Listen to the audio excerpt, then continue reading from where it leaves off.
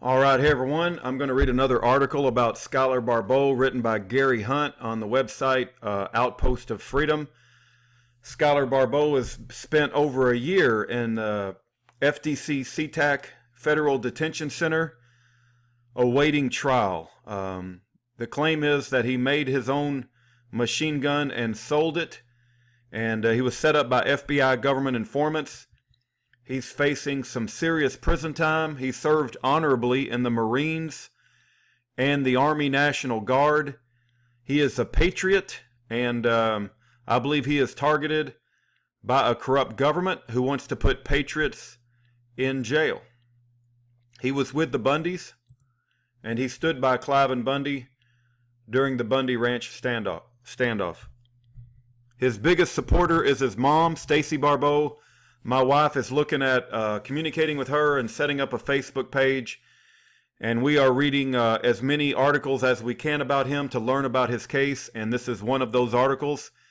It's on a website called Outpost of Freedom, written by Gary Hunt. This was dated December 18th, 2015. It's titled Domestic Terrorism. Update. Yesterday, Schuyler, sorry. Yesterday, Schuyler Barbeau was indicted by a grand jury. He was indicted solely on the information in the criminal complaint. He is only charged with violating Title 26 U.S. Code Section 5861D and 5845A3 to wit.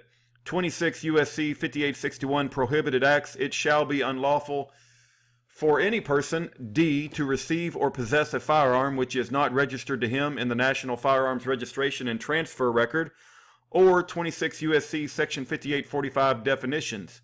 For the purpose of this chapter, firearm, the term firearm means 3. A rifle having a barrel or barrels of less than 16 inches in length. They have also included the forfeiture provision, 26 United States Code, Section 5872A, which would allow them to keep any firearms if Schuyler is convicted of the crime. Before we get into just who is a terrorist, it would not hurt to revisit the search warrants that were served at the ranch. The search warrants included Title 18 provisions that were not included in the criminal complaint. Had the search warrant been in compliance with the constitutionally required limitations, no warrant shall issue, but upon probable cause, supported by oath or affirmation, and particularly describing the place to be searched and the person or things to be seized. The only items that could have been included were the short barrel rifle, SBR, and any other barrels or objects directly related to the SBR. However, what they took, they presumed the right to take based upon the search warrant reference to B, possession of stolen property, stolen federal property in violation of Title 18 United States Code Section 641, and C, possession of a machine gun in violation of Title 18 United States Code Section 9220. To make things worse, they have alleged that Schuyler was a domestic terrorist, and I'm sure they expressed that to the grand jury. I am equally sure that though the search warrants has yet to be filed on the court docket, that the grand jury was probably made privy to it, most likely to demonize Schuyler so the jury would feel no doubt that they had to indict him. However, the grand jury only indicted Schuyler on the original charges from the complaint. Is Schuyler the terrorist? However, this whole episode, which with the search warrant, leads us to consider who the terrorists really are. Schuyler was accused of having a rifle receiver, a 10.5 inch and an 18-inch barrel, both of which would fit the receiver, but he didn't register and pay the tax on what could have been made from the otherwise legal parts. The government in the hearing on December the 14th accused Schuyler of being a domestic terrorist.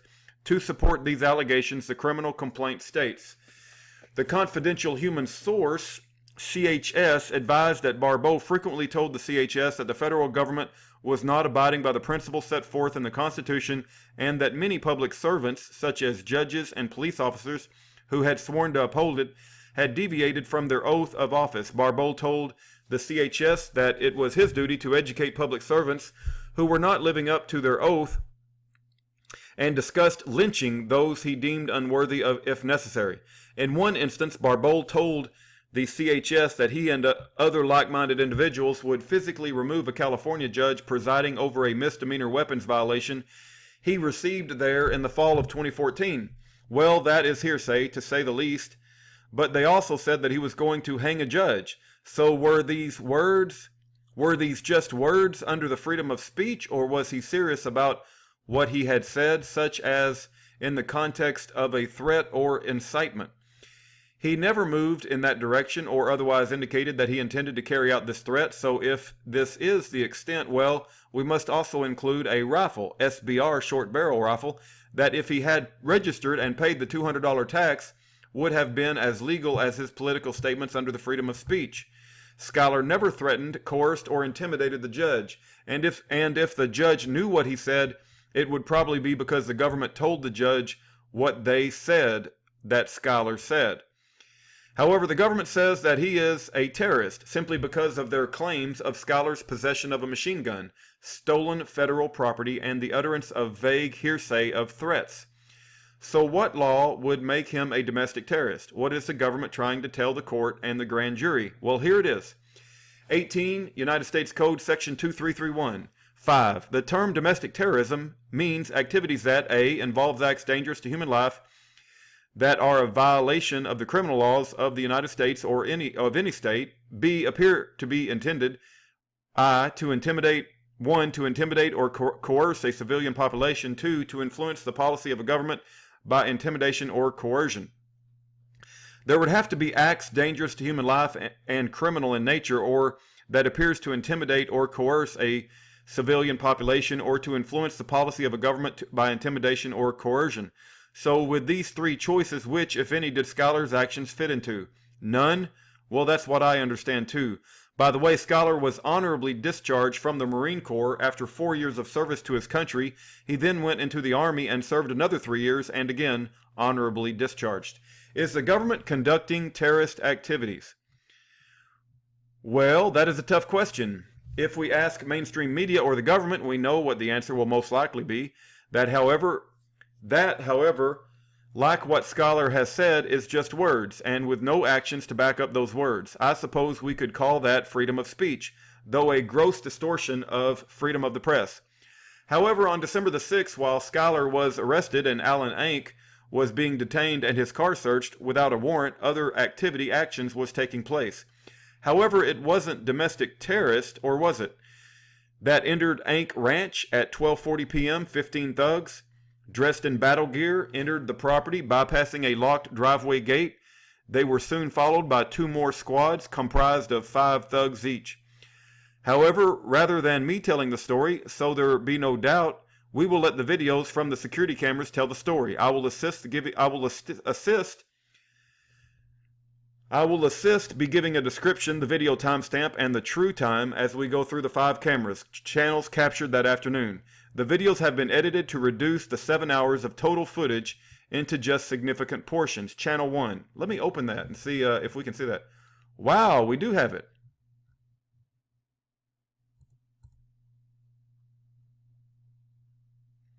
Okay, well, I'm going to try to save this video.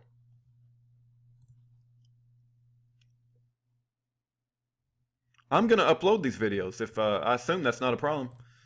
All right, I'll upload those in I didn't realize there was video, so it's good to read these things. You never know what you find. At the front gate from the house, 3804 Long, the goon squads turns off the Springdale Hunter Road and in the distance onto a private easement road. 2:50, the first van of battle-dressed goon squads arrive at the front of the property. 3:31, the 15 thugs begin entering the property, SBRs at the ready, reminiscent of the military tactics used in villages in Iraq and Afghanistan. 7:27, 5 more thugs enter the property. 9:18, 5 more thugs enter the property, making 25 thugs and a number of supervisory personnel. 12:28, the front gate is unlocked using the key that was voluntarily given to the thugs by Kerry Ank. Understand that the government already knew that Allen and Schuyler were detained near Seattle, nearly 300 miles away. If they had any intelligence of either kind, they would have known that Kerry was home alone. 15:03, 24 minutes after the initial entry, Kerry is escorted to one of the kennels, handcuffed and with a coat thrown over her shoulder. This after being thrown down into the mud. Kerry's statement: to secure some of the dogs without the use of her hands. After all, there are only 25 goons. 1634. Enter an important person with case in hand and another important person with bag in hand. Vehicles begin leaving at 32 minutes. 32 minutes and 48 seconds. Important person leaves with case, box, and envelope. 33:25. Important person with baggage meets non-government looking vehicle. Important person walks from vehicle without baggage about 20 seconds later. 36:45. Silver SUV pulls into driveway. S.A. Baldino parks just out of frame. Appears to reach into back seat. 3703. Channel 2. Check this out. Well, I'm going to save that video too. Wow. Insane. Check that out. How do you like that? You look out on your property and you got all these goons. Oh, did he just fall down? That's great. That's freaking great. That's America for you right there. All right. Channel 2, right entry of gate, 749 long. 015, goons sweep the property, anticipating major action from the sole occupant, Carey. One goon slips and falls on the ice, right side of frame, comes up prepared to fire his weapon.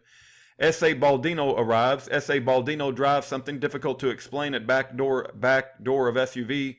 Drives away with passengers. Thugs have left the property 3 hours and 4 minutes after entry. Channel 3. Let's see what we got on Channel 3. Let's save that video too. There you go. That's your America right there. You got American thugs coming all over your property, all over your house. Insane.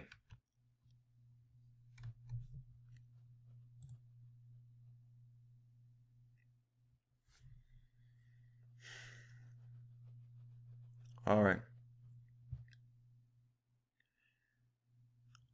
Channel 3, West Entry Gate of House. I think I got that one already. This channel included a little levity, and to watch the taxpayer dollars wasted, goon clears bed and passenger compartment of pickup truck. Goon clears bed and passenger compartment, this time with SBR and tactical light aimed at potential threats. Goon wary of a vicious dog. Other goon tries to befriend the vicious dog.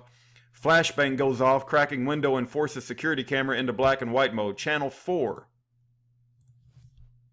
Save this video too.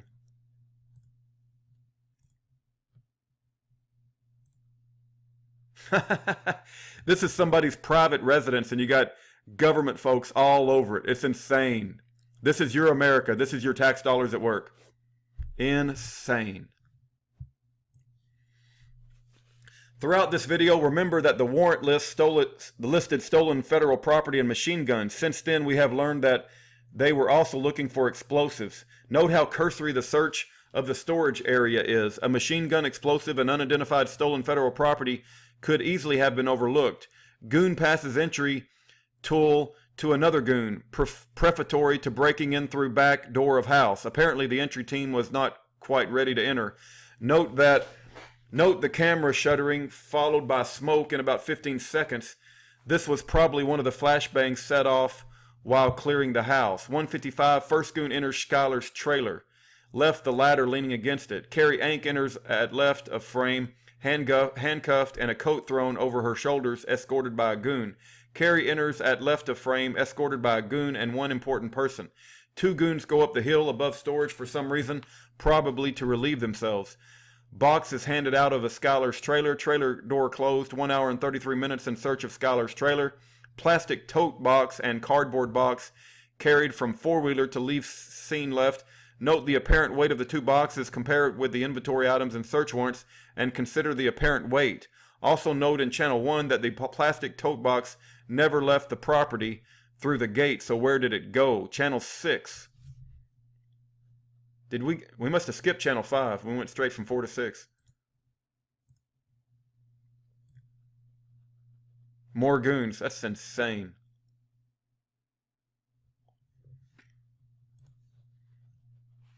Conclusion. We saw that Schuyler had none of the elements of a domestic terrorist, and though we don't have an exact match, we can look at what you have seen in the videos and see that 25 plus thugs, battle dressed and often raising their weapons, can readily be considered as an act of dangerous to human life. Even when performed by the government, after all, I believe that they are human. After all, I believe that they are human, just like us, and since many of us, including Schuyler Barbeau, have received probably more training in the use of firearms while in military service than some of these goons, there is little doubt that this display of force was intended to intimidate or coerce, though perhaps not a population, but the population of the Ank Ranch, whether in Springdale or Seattle. And the search warrant, along with other misrepresentations, are accusations without any foundation, such as suggesting that Schuyler was a domestic terrorist, are without a doubt intended to influence a government entity, specifically the grand jury, to secure an indictment. If government was granted by the people via the Constitution the authority to do anything, it was because we the people had the authority to grant them theirs. Should we expect them to act with as much, if not more, integrity than we would expect of ourselves? Or did we, as they assume, make them our masters? If the court please, I wish to use the words of Justice Brandeis, dissenting in Olmsted, to speak for me. He wrote, "Our government is the potent, the omnipresent teacher, for good or for ill. It teaches the whole people by its example." That's all I have. Timothy McVeigh, August the 14th, 1997, just prior to being officially sentenced to death.